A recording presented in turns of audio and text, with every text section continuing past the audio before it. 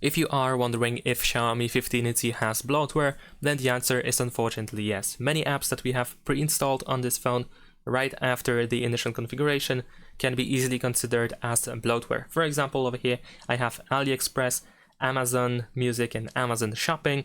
These apps have been pre-installed for me, and of course I can easily consider them as bloatware because, let's be honest, they should not be really pre-installed for you. There are some apps that I already installed, but another app that, for example, you can consider as bloatware is the Facebook. We also have LinkedIn, we have the Netflix, or maybe, well, Netflix can be quite useful, of course, just like the Spotify, for example, but still they can be considered as bloatware because there's literally no reason to have these apps pre-installed on our phones. So, and of course, many official Xiaomi apps also contain ads. So if even apps, pre-installed apps are not even enough, then you also have ads on top of that. So that's pretty much it. Thanks for watching, leave a like and subscribe.